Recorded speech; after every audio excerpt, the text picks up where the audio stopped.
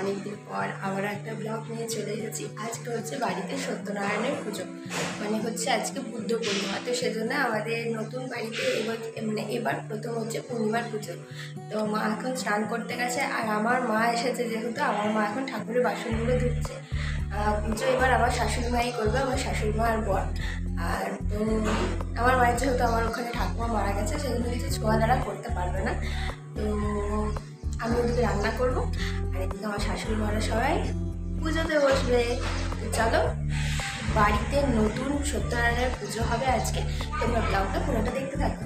ওই যে বললাম যে মা তখনই বাসনগুলো ধুচ্ছে। মা ওই আমার শাশুড়ি মা ওইদিকে স্নান করতে গেছে। আসলে মা আসার পর থেকে না আমি ভেবেছিলাম যে পুরো ভিডিও করব, মা আসা, মা থাকা, মায়ের সাথে কী কী করলাম না করলাম, কিন্তু বিশ্বাস করে এত এক্সাইটেড হয়ে গেছিলাম যে ভিডিও করার কথা একদমই মাথায় ছিল না। তাই একটু একটু করে ক্লিপগুলো নিয়ে তোমাদের সাথে একটুখানি ছোট্ট করে একটা ভিডিও দিচ্ছি।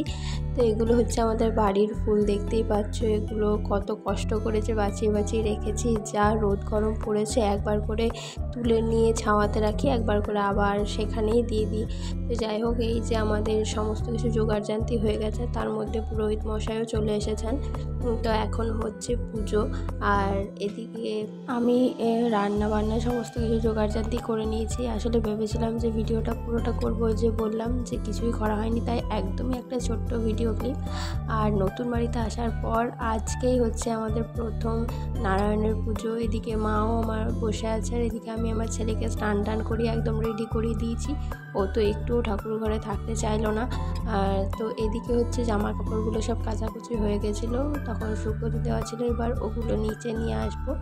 পুজো মোটামুটি হয়ে গেছে। আর দেখো আমার এই যে গাছগুলো নিয়েই যত পরিচর্যা। তারপর তো দুপুর দিকে ছেলেকে খাওয়ানোর জন্য মায়ের অবস্থা দেখো কী অবস্থা, মাকে দেখো কী করছে। মানে দিদাকে তো সেরকমভাবে পায় না, তো এলে না মানে কি করব কি না ও খুঁজে পায় না, বাচ্চা ছেলে।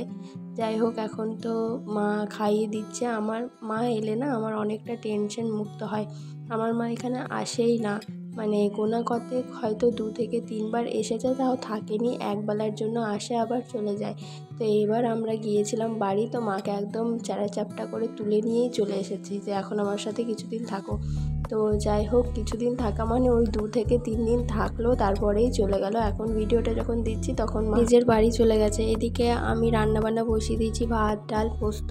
আর আসলে আমার শাশুড়ি মা যেহেতু পুজোটা করলো, শাশুড়ি মা খাবে রুটি, তো মা আমার রুটি বানিয়ে দেবে। আর বিকাল দিকে আমরা একটু আমার মামার বাড়ি গিয়েছিলাম, মানে একদমই সামনেই আমাদের মামার বাড়ি। মা যেহেতু আমাদের বাড়িতে এলো, তো মামার বাড়ি যাওয়ার বায়না করলো। তো যাই হোক, 3 জনে মিলে বেরিয়ে গেছি। আজ আমার ছেলের মজা দেখো, মামার বাড়িতে গিয়েও ভেবেছিলাম ভিডিও করব, কিন্তু মামিদের সাথে গল্প করতে করতে সেটাও ভুলে গেছি।